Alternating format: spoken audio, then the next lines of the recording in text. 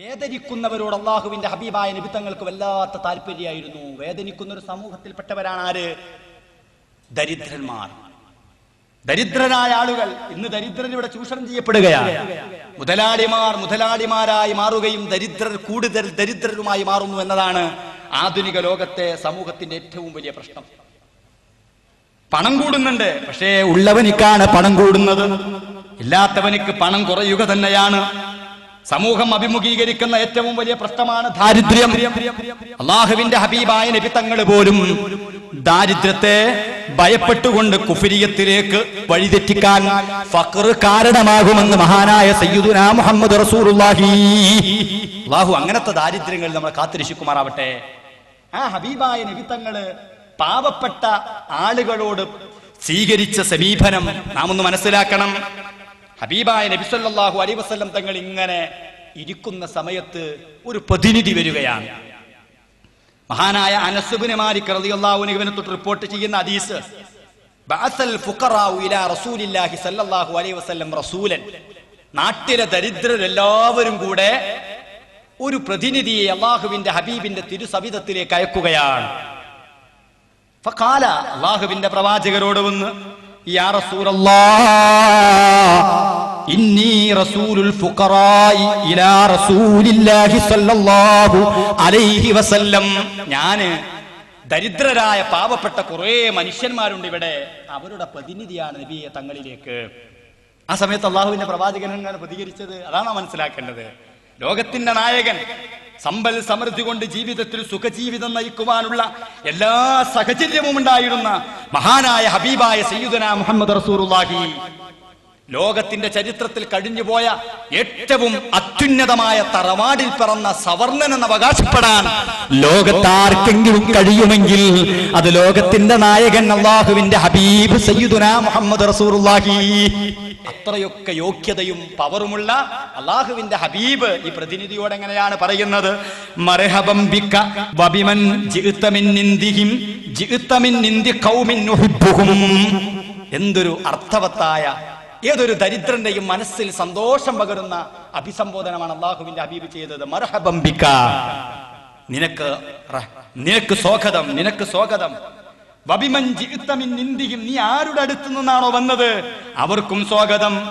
ജിഅത മിൻ നിന്ദി ഖൗമിൻ നുഹിബ്ബുഹും, നീ വന്ന കൗമുണ്ടല്ലോ ദരിദ്രർ, ഞാൻ ഏറ്റവും ഇഷ്ടപ്പെടുന്ന ആളുകളാണ് സയ്യിദുനാ മുഹമ്മദ് റസൂലുള്ളാഹി. ഈ വാക്ക് പോരെ സഹോദരന്മാരെ, ആ പാവപ്പെട്ട മനുഷ്യന്മാരുടെ മനസ്സിന് സമാധാനം പകരാൻ. മർഹബം ബിക വബിമൻ ജിഅത മിൻ നിന്ദിഹിം ജിഅത മിൻ നിന്ദി ഖൗമിൻ നുഹിബ്ബുഹും, ഞാൻ ഏറ്റവും ഇഷ്ടപ്പെടുന്ന ഒരു സമൂഹത്തിൽ നിന്നാണ് നീ വന്നത്, അവർക്കും നിനക്കും സ്വാഗതമെന്ന് പറഞ്ഞ് അവരെ സ്വീകരിച്ചിരുത്തി. എന്നിട്ട് ആ ദരിദ്രൻ പറയുന്നു, പ്രതിനിധി പറയുകയാണ്, അള്ളാഹുവിന്റെ പ്രവാചകരെ, നാട്ടിലെ പാവപ്പെട്ട മനുഷ്യന്മാരെ തങ്ങളോട് പറയാൻ എന്നെ ഏൽപ്പിച്ചിരിക്കുന്ന ഒരു കാര്യം അതെന്താണ്? ഈ നാട്ടിൽ കുറെ സമ്പന്നരായ ആൾക്കാരുണ്ട്, അവർ ഹജ്ജിന് പോകുന്നുണ്ട്.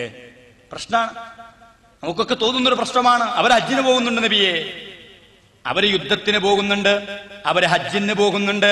അവരാണെങ്കിലോ പാവപ്പെട്ട മനുഷ്യന്മാർക്ക് ധർമ്മം ചെയ്യുന്നവരാണ്. അവര് ധാരാളം നല്ല കാര്യങ്ങൾ ചെയ്തുകൊണ്ട് പ്രപഞ്ചനാഥനായ സിട്ടാവിലേക്ക് അടുക്കുന്നവരാണ്. പാവപ്പെട്ട ഞങ്ങൾക്ക് അതിനൊന്നും സാധിക്കുന്നില്ലല്ലോ റസൂലേ. ആ സമയത്ത് അല്ലാഹുവിന്റെ ഹബീബ് ദരിദ്രര ലോകത്ത് എന്നും പിടികൂടി ഈ മനസ്സിലാക്കി അല്ലാഹുവിന്റെ ഹബീബ് എക്കാലത്തും ജീവിക്കുന്ന പാവപ്പെട്ടവർക്ക് ആശ്വാസം പകർന്നുകൊണ്ട് അല്ലാഹുവിന്റെ ഹബീബ് പറയുകയാണ്, എന്തിനാണ് വിഷമിക്കുന്നത്?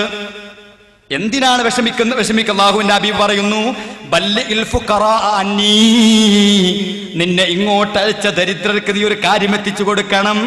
അന്ന ലിമൻ സ്വബറ വഹ്തസബ മിൻകും സലാസ ഖിസാൽ. പട്ടിണി പടച്ചോൻ തരുന്നതാ. വിദ്യാഭ്യാസം കൊണ്ട് നേടാൻ കഴിയോ പണം? MBBS ഡിഗ്രി എടുത്തിട്ട് M.Techും B.Ed ഒക്കെ ഡിഗ്രി എടുത്തിട്ട് ഈച്ചനാട്ടി നടക്കുന്ന മനുഷ്യന്മാരില്ല ലോകത്ത്. വിദ്യാഭ്യാസം കേവലം തൊഴിലിനാണ് എന്ന മാനദണ്ഡം മാറ്റണം. വിദ്യാഭ്യാസം കേവലം തൊഴിലിനാണ്, അതാണ് ഇവിടെ പഠിച്ചത്. അതുകൊണ്ടാണ് കള്ള സർട്ടിഫിക്കറ്റ് ഒക്കെ ഉണ്ടാക്കിയിട്ട് തൊഴിലുണ്ടാക്കാൻ പോണത്.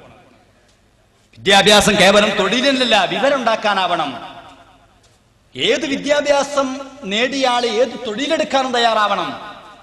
അപ്പോഴേ ലോകത്തിലെ ദാരിദ്ര്യം നിർമ്മാർജ്ജനം ചെയ്യാൻ പറ്റുള്ളൂ. നമ്മുടെ നാട്ടിലെ അവസ്ഥ എന്താ? ഗൾഫിക്കൊന്നൊരു ഉംറ വിസക്ക് കയറി പോന്ന് തിരിച്ചു പോകുന്ന ആളാണ് പിന്നെ ഓന് നാട്ടിൽ ഒരു പണിയെടുക്കൂല. എന്തൊരു അഹങ്കാരമാണ് സമൂഹത്തിന്. ഗൾഫിലൊന്നും ഉംറ വിസക്ക് പോയിട്ട് അവന് ഉംറ വിസക്കാ പോയത്, എഞ്ചിനീയറായി പോയതല്ല, ഡോക്ടറായി പോയതല്ല, ഉംറ വിസക്ക് പോയതാ. എന്നിട്ട് അവിടെ ഓന് വിചാരിച്ചു പോയതെന്താ, അവിടെ ഈ ഡ്രൈവറായി ഓട്ടോറിക്ഷക്ക് ഓട്ടാന്നാ. അവിടെ ഓട്ടോറിക്ഷ ഉണ്ടാവും. എന്നിട്ട് അവിടെ കുറെ കാലം ഇങ്ങനെ നടന്നിട്ട് ഏതോ ഒരു ജോലി ഗവൺമെന്റിന് ഭരണകൂടത്തൊക്കെ പറ്റിച്ച് ജോലി ചെയ്തിട്ട് തിരിച്ചു പോന്ന അവനിക്ക് പോലും അഹങ്കാരം. കാരണം ഞാൻ ഇനി എന്ത് ജോലിയാ ചെയ്യാ, കഴിയൂല എനിക്ക്. ഇവിടെ ദാരിദ്ര്യത്തിന്റെ പ്രശ്നം തൊഴിലില്ലാത്തതല്ല, ഏത് തൊഴിലും ചെയ്യാൻ കഴിയുക എന്ന പൂർവ്വകാലത്തെ സമൂഹത്തിന്റെ ചിന്താഗതിയിൽ നിന്ന് അഹങ്കാരത്തിന്റെയും അഹന്തയുടെയും ഒരു ചുറ്റുപാടിലേക്ക് നമ്മുടെ മാനസികാവസ്ഥ മാറിപ്പോയിരിക്കുന്നു. ഈ നയം മാറണം. അല്ലാഹുവിന്റെ പ്രവാചകർ പറയാണ്, ദാരിദ്ര്യമുണ്ടാകും, അത് അല്ലാഹു തആല കൊടുക്കുന്നതാണ്, പരീക്ഷണമാണ്. പണവും പരീക്ഷണ, ദാരിദ്ര്യവും പരീക്ഷണ, പാണ്ഡിത്യവും പരീക്ഷണ. ഒരാൾക്ക് എന്തൊക്കെ കൊടുക്കുന്ന പരീക്ഷണാണ്. അതിന്റെ മുന്നിൽ ക്ഷമ കൈക്കൊണ്ട് അള്ളാഹുവിന് ശുക്ർ ചെയ്ത് അള്ളാഹുവിന് വഴിപ്പെട്ട് അള്ളാഹുവിനെ അംഗീകരിച്ച് ആ പരീക്ഷണത്തിൽ വിജയിച്ചുകൊണ്ട് പരലോകത്ത് വിജയിക്കാൻ കഴിയുക എന്നതാണ് പരീക്ഷിക്കപ്പെടുന്ന മുഅ്മിനെ സംബന്ധിച്ചിടത്തോളം ഏറ്റവും വലിയ നേട്ടം. അള്ളാഹു അങ്ങനത്തെ വരി നമ്മെ പെടുത്തി തരുമാറാവട്ടെ. അള്ളാഹുവിന്റെ പ്രവാചകർ പറയാ, ഫുഖറാവും ദരിദ്രനുമാണെങ്കിൽ ഒരാൾ ക്ഷമിക്കുകയാണെങ്കിൽ, വഹ്തസബമിൻഹും അള്ളാഹുവിന്റെ പ്രീതി ആഗ്രഹിച്ചുകൊണ്ട് ആൾ ജീവിക്കുകയാണെങ്കിൽ അവനിക്കുണ്ട് സലാസ ഹിസാലിൻ, 3 പ്രത്യേകതകളുണ്ട്. ലൈസ ലിൽ അഗ്നിയാഇ മിൻക, പണക്കാർക്ക് ആ 3 പ്രത്യേകതകളില്ല, സമ്പന്നർക്ക് ആ 3 പ്രത്യേകതകളില്ല. നമ്മളൊക്കെ ആഖിറം വിശ്വസിക്കുന്ന ആളുകളാണ്. അതുകൊണ്ട് ഈ ഹദീസ് വളരെ നമ്മൾ പഠിച്ചിരിക്കണം. നമ്മളൊക്കെ ആഖിറം വിശ്വസിക്കുന്ന ആളുകളാണ്. എന്താണ് 3 പ്രത്യേകത?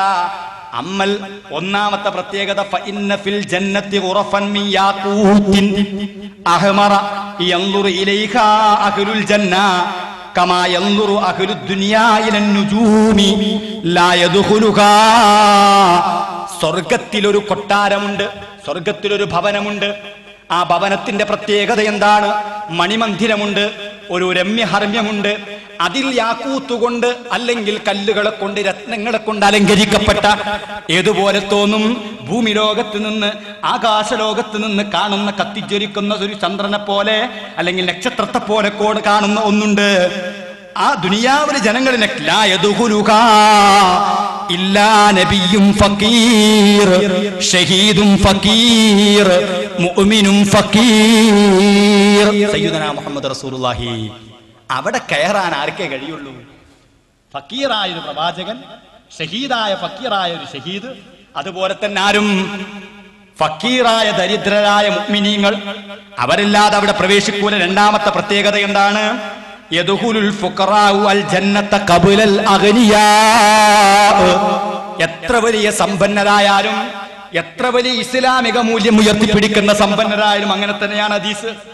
എത്ര വലിയ സമ്പന്നരായാലും അള്ളാഹു നൽകിയ ദാരിദ്ര്യത്തിൽ ക്ഷമിച്ച് തൃപ്തിപ്പെട്ട് അള്ളാഹുവിന് ശുക്ർ ചെയ്ത് ജീവിച്ച ദരിദ്രർ സ്വർഗത്തിൽ പ്രവേശിക്കാതെ 1/2 ദിവസം 50 ദിവസം വ്യത്യസ്തമായ പ്രളയനാലും സമ്പന്നരായ ആളുകൾ സ്വർഗലോകത്തേക്ക് കടക്കുന്നതിന് എത്രയോ കാലം മുമ്പ് സ്വർഗത്തിലേക്ക് ആര് കടന്നിരിക്കും?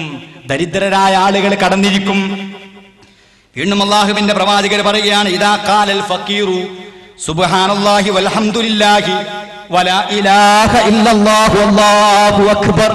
അന്റെ റസൂലുള്ളാഹി പറഞ്ഞത്, നബി തങ്ങൾ മുത്തുനബി സല്ലല്ലാഹു അലൈഹി വസല്ലം തങ്ങൾ എന്തിനാണത് പറഞ്ഞത്? ഹജ്ജ് ചെയ്തു, അവര് ഹജ്ജ് ചെയ്യുന്നുണ്ടല്ലോ, അവര് ധർമ്മം ചെയ്യുന്നുണ്ടല്ലോ, അവര് സ്വതക്ക ചെയ്യുന്നുണ്ടല്ലോ, അവര് പണ്ഡിതന്മാർക്ക് അല്ലെങ്കിൽ അവർക്ക് സാധുക്കൾക്ക് അവര് പല ഔദാര്യങ്ങളും ചെയ്യുന്നുണ്ടല്ലോ എന്ന അർത്ഥത്തിൽ പണക്കാര് ചെയ്യുന്ന സൽക്രമങ്ങളുടെ പേരിൽ വേദനിക്കുന്ന ആ പാവപ്പെട്ട